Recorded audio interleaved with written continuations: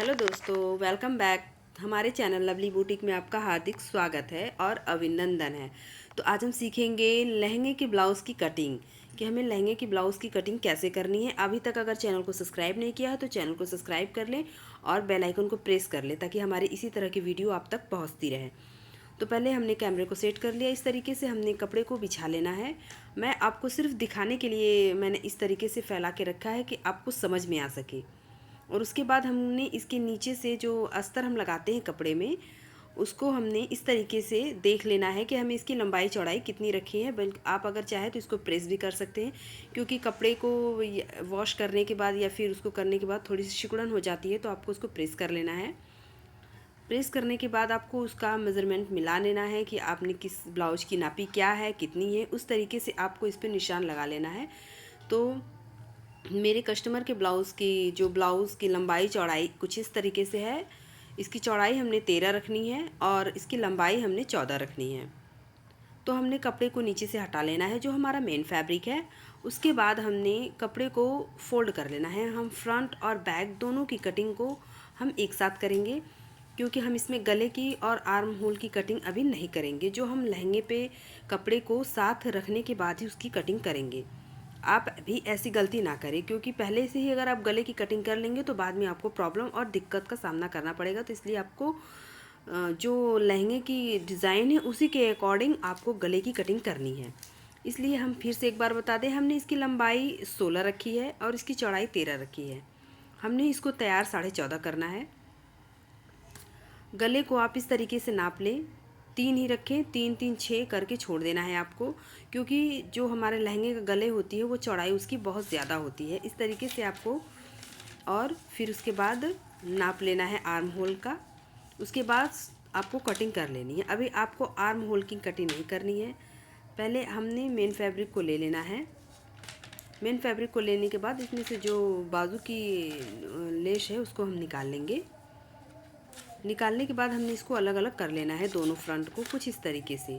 उसके बाद हमने जो मेन अस्तर है उसकी भी कटिंग 2 भाग में कर लेंगे। कटिंग को 2 भाग में करने के बाद हमने कपड़े को अच्छी तरीके से फोल्ड कर लेना है। दोनों के सेंटर को, जो हमने जो कढ़ाई है, कढ़ाई के दोनों गले के सेंटर को इस तरीके से मिलाएंगे तो आपका बिल्कुल अच्छी तरीके से सेंटर निकल के आएगा। इस तरीके से आपको सेंटर मिला लेना है। मैं एक बार फिर से दिखा दे रही हूँ आपको कि आपको गले के सेंटर को किस तरीके से मिलाना है। इस तरीके से आपने फिर से देख लीजिए। इस तरीके से आपको कढ़ाई दोनों एक दूसरे के ऊपर होनी चाहिए। इस तरीके से पकड़ के आपको हाथों से प्रेस करते हुए इसको एकदम बिल्कुल तरीके से कंफर्टेबल कर लेना है कि हमारा कपड़ा इधर उधर ना घसे। उसके बाद हमने जो अस्तर है उस फैब्रिक को भी इसी के ऊपर रख के, जितनी हम इसकी लंबाई और चौड़ाई है उसी के अकॉर्डिंग हमने मेन फैब्रिक की कटिंग कर लेनी है। इस तरीके से हमने फोल्ड करना है और मेन फैब्रिक के ऊपर रख देना है।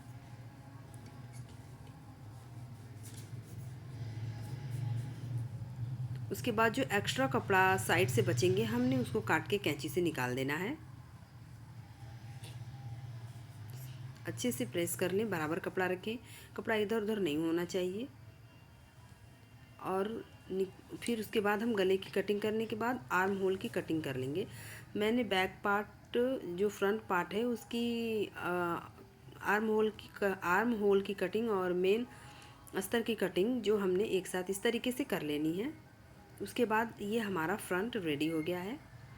फिर हम बैक पार्ट की कटिंग करेंगे। हमने बैक पार्ट को भी इसी तरीके से कर लेना है। अगर आपको इसमें लगे हुए जो फैब्रिक है उससे दिक्कत है तो आप उसको निकाल सकते हैं, या फिर आप रहने दें, बट मैं निकाल रही हूँ। निकालने के बाद हमने फिर से इसको भी फोल्ड कर लेना है। दोनों गले के एक दूसरे से मिलाते हुए हमें सेंटर को निकाल लेना है। कपड़ा पहले से ही छोटा बड़ा है, इसलिए हमने सिर्फ जो गले की डिज़ाइन है उसी के हिसाब से हमने इसको रखना है। फिर से सेंटर मिला लेते हैं। मिलाने के बाद हमने अस्तर को इसके ऊपर रख के जो एक्स्ट्रा कपड़ा चारों साइड है हमने उसकी कटिंग कर लेनी है।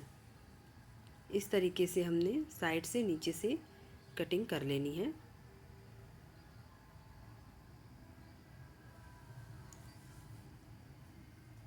और उसके बाद हमने जो अस्तर है उसको नीचे रख देंगे और उसके बाद हमारा मेन फैब्रिक ऊपर हो जाएगा इस तरीके से। और जो हमारा गला है उस आप चाहें तो चॉक से निशान लगा सकते हैं या फिर आप इसको डायरेक्ट कटिंग कर सकते हैं। अगर आप डायरेक्ट में दिक्कत है तो आप चॉक से निशान ज़रूर लगाएं। जिस तरीके से गले का डिज़ाइन है उसी तरीके से आप इसको कटिंग कर लें। इसी तरीके से आप कम कपड़े में भी और ज़्यादा कपड़े में भी, यानी छोटा गला या फिर बड़ा गला गला जैसा करना चाहते हैं उस तरीके से आप इसको कर सकते हैं। और उसके बाद हमने जो आर्म होल है उसकी कटिंग दोनों एक साथ कर लेनी है। ये हमारा बैक और फ्रंट रेडी है और ये हमारा बाजू की आस्तीन है।